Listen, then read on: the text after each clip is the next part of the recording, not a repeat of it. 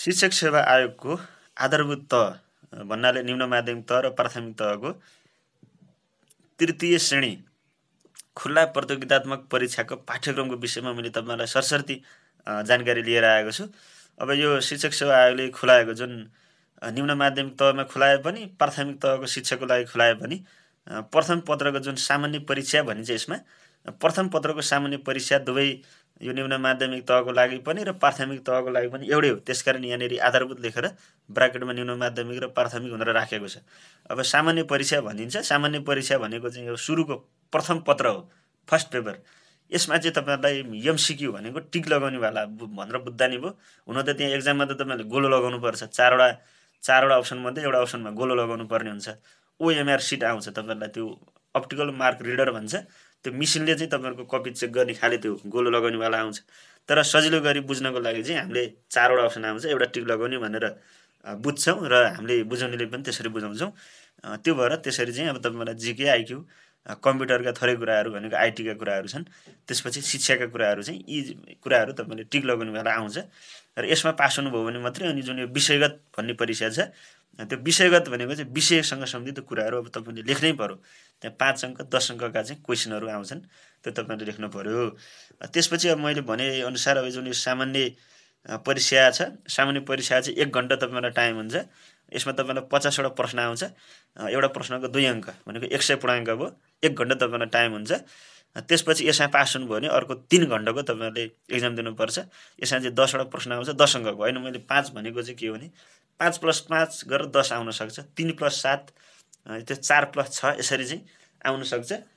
यसरी तपाईँलाई 10वटा प्रश्न 10 अङ्कको आउँछ लिखित पत्रमा। यो चाहिँ निम्न माध्यमिक तहको लागि पनि यही हो, प्राथमिक तहको भ्याकेन्सी खुलेको बेलामा पनि यही नै हो। यो चाहिँ शिक्षकको स्थायी शिक्षक हुनको लागि चाहिँ पढ्नुपर्ने कुराहरू।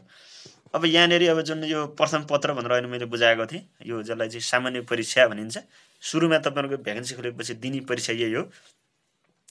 यसमा चाहिँ तपाईँहरूको सामान्य ज्ञानबाट भनेको जिके, यो चाहिँ यता लोकसेवा आयोगतिर भयो जस्तो जिके आउँछ तपाईँहरूलाई। अब नेपालको भूगोल, इतिहास, धर्म, संस्कृति, वातावरणहरू योबाट जिकेबाट तपाईँलाई 15वटा प्रश्न आउँछ। शिक्षा सम्बन्धीबाट तपाईँलाई 20वटा आउँछ। सूचना तथा सञ्चार प्रविधि भने कम्प्युटरबाट 5वटा भयो। संविधानमा नि त्यही शिक्षा सम्बन्धी नै कुरो हो। शिक्षा सम्बन्धी ऐन नियम भनेको अब स्थानीय सरकार सञ्चालन ऐन, अब शिक्षा ऐन, ऐन कानुन, शिक्षा सम्बन्धी ऐन कानुनबाट 5वटा प्रश्न आयो। बौद्धिक परीक्षण भनेको आइक्यूबाट 5वटा प्रश्न आयो। यसरी तपाईँहरूलाई 50वटा प्रश्न आउँछ, 1 घन्टा टाइम हुन्छ भनेर चाहिँ भनिएको छ। यो 76 साल फागुनबाट लागू भएको पाठ्यक्रम हो, अहिले पनि यही नै छ, फेरिएको छैन। अब जुन यो तपाईँलाई चाहिँ 15वटा जिके आउँथ्यो, 15वटा जिकेमा ब्रह्माण्ड पढ्नु पर्यो, विश्वको भूगोल, नेपालको भूगोल, नेपालको इतिहास, संस्कृति र सामाजिक अवस्था, आर्थिक अवस्था पढ्नु पर्यो, वातावरण विज्ञानका कुराहरू, अन्तर्राष्ट्रिय संस्थामा सार्क, बिमस्टेक र युएनओ यी कुराहरू पढ्नु पर्यो र राष्ट्रिय र अन्तर्राष्ट्रिय चाहिँ समसामयिक पनि पढ्नु पर्यो तपाईँहरूलाई। अब त्यसै गरी अब शिक्षा सम्बन्धीबाट तपाईँहरूलाई चाहिँ 20वटा प्रश्न आउँछ टिक लगाउने। यसमा चाहिँ शिक्षा सम्बन्धी टपिकहरू तपाईँहरूले हेर्नुपर्ने हुन्छ। शिक्षा सम्बन्धी टपिकहरू नै राखिएको छ, किनभने तपाईँले अब शिक्षक सेवा आयोगको स्थायी शिक्षाको तयारी गर्न लागेको अथवा तयारी गरिरहनु भएको कारणले शिक्षा सम्बन्धी त पढ्नै परेको। यो शिक्षा सम्बन्धी चाहिँ यता टिक लगाउनेमा नि आयो, उता विषयगत भनेको लिखितमा पनि आउँछ शिक्षा सम्बन्धी कुराहरू। सूचना तथा सञ्चार प्रविधिबाट 5वटा प्रश्न आउँछ, मैले अहिले नै यो कुराहरू भनिसकेको छु।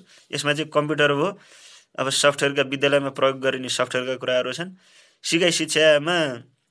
शिक्षण सिकाइमा सूचना तथा सञ्चार प्रविधिको प्रयोगका कुराहरू छन् र साइबर अपराध र सुरक्षाका कुराहरू छन्। यस नियममा नेपालको संविधान, शिक्षा ऐन, शिक्षा नियमावली, शिक्षक सेवा आयोग नियमावली र स्थानीय सरकार सञ्चालन ऐन पढ्नु पर्यो। बौद्धिक परीक्षण आइक्यूमा पनि अब त्यस्तो गाह्रो टपिकहरू छैन, सजिलो टपिकहरू नै राखिएको छ। केही म्याथका टपिकहरू पनि छन्, भिन्न र दशमलवी म्याथकै टपिक भयो। त्यसै गरी प्रतिशत र अनुपात, नाफा नोक्सान चाहिँ कुराहरू राखिएको छ। यही नै छ यो प्रथम पत्रमा। अब यहाँनिर चाहिँ अब छुट्याएको पनि छ, कुनबाट कतिवटा आउँछ भनेर छुट्याइएको छ। जस्तै यहाँनिर मैले तपाईँलाई बुझाउनु पर्दाखेरि ब्रह्माण्डबाट एउटा प्रश्न आउँछ, विश्वको भूगोलबाट 2वटा प्रश्न, नेपालको भूगोलबाट 2। कसरी बुझ्नुहोस् भने ब्रह्माण्डबाट एउटा प्रश्न आयो, जिकेको खण्डको कुराहरू छ, खण्ड क जिके सामान्य ज्ञानमा ब्रह्माण्डबाट एउटा प्रश्न आयो। ती बाहेक अरू जति पनि जिकेको टपिक छन् ती सबैबाट 2-2वटा प्रश्न आउँछ, गरेर 15वटा प्रश्न आउने हो तपाईँलाई जिकेबाट।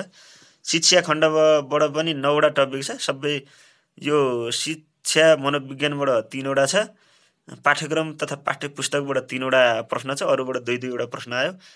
कम्प्युटरबाट चाहिँ अब प्राय यो शिक्षण सिकाइमा सूचना प्रौद्योगिकी प्रयोगबाट 2वटा प्रश्न, अरूमा 1-1वटा छ।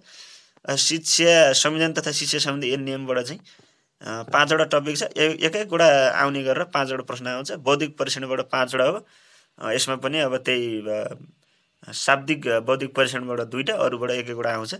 यसरी चाहिँ यो पाठ्यक्रमलाई पनि छुट्याइएको छ। मैले तपाईँलाई सरर जानकारी गराएँ। बजारमा यसका बुकहरू पुस्तकहरू भ्याकेन्सी खोलेपछि छाप्ती नै आउँछन्, तर तपाईँले अलिकति भरपर्दो विश्वासिलो राइटर जसले चाहिँ जो चाहिँ कार्यरत शिक्षा सेवातर्फ नै अथवा शिक्षक सेवातर्फ नै कार्यरत हुनुहुन्छ, जसले चाहिँ विगत लामो समयदेखि पुस्तकहरू प्रकाशन गरिरहनु भएको छ र विभिन्न इन्स्टिट्युटहरूमा पढाइरहनु भएको छ, अथवा आफै नै इन्स्टिट्युटमा नपढाउनु भए पनि आफै नै आफ्नो चाहिँ विभिन्न सामाजिक सञ्जालहरूमा मार्फत पढाइरहनु भएको छ। र पछाडिपट्टि बुकको पछाडिपट्टि चाहिँ उहाँहरूको चाहिँ फोटोसहितको नाम, ठेगाना, हाल कार्यरत अथवा आबद्धता भनेर चाहिँ आउँछ, अनुभवका कुराहरू छन्। ती कुराहरू हेरेर पढेर बजारमा अलिकति नाम चलेका राइटरहरूको चाहिँ तपाईँहरूले बुक किनेर पढ्नु होला। अब यो मैले अहिले पनि 2-3 फेरै भनिसकेँ, यो न्यून माध्यमिक तह र प्राथमिक तहको लागि चाहिँ अहिले मैले तपाईँलाई देखाएको जुन यो पाठ्यक्रम छ, सामान्य ज्ञान र समसामयिक विषय भनेर राखेको छ।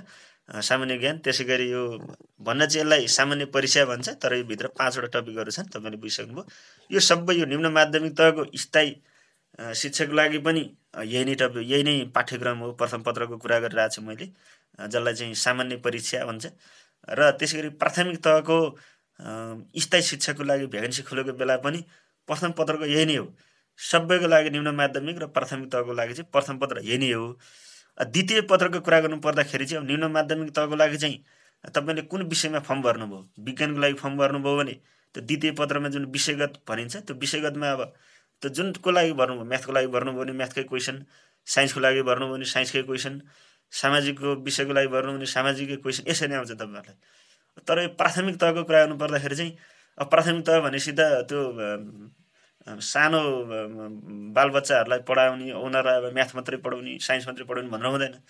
एउटै टिचरले चाहिँ 2 वा 2भन्दा बढी विषयहरू पढाउनु पर्यो, बहुकक्षा शिक्षण भनिन्छ हो। त्यसको लागि चाहिँ तपाईँहरूले त्यो प्राथमिक तहको लागि चाहिँ म्याथको पनि तपाईँलाई त्यहाँ क्वेसन आउँछ थोरै, साइन्स, इङ्ग्लिस, नेपाली चाहिँ सबै मिलाएर होल टोटल मिलाएर तपाईँलाई आउँछ। र शिक्षा खण्ड त आउने पनि भइ नै हाल्यो। यसरी चाहिँ प्राथमिक तहमा चाहिँ तपाईँले 100 पूर्णाङ्कको जुन लिखित पत्र दिनुपर्छ, द्वितीय पत्र अथवा त्यसलाई विषयगत भनिन्छ शिक्षक सेवाको भाषामा।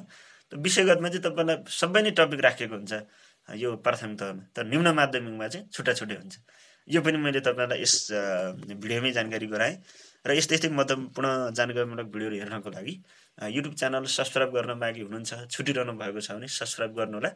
र सँगै रहेको घन्टी आकारको नोटिफिकेसन बेलमा क्लिक गरेर ELL अल नोटिफिकेसनमा पनि क्लिक गर्नुहोला भन्दै यस युट्युब च्यानलमा यसभन्दा अगाडि अन्य विभिन्न महत्त्वपूर्ण जानकारीमूलक भिडियोहरू अपलोड भइसकेका छन्। ती भिडियोहरू पनि युट्युब च्यानलभित्र गएर हेर्नुहोला। हस्त, धन्यवाद, नमस्कार।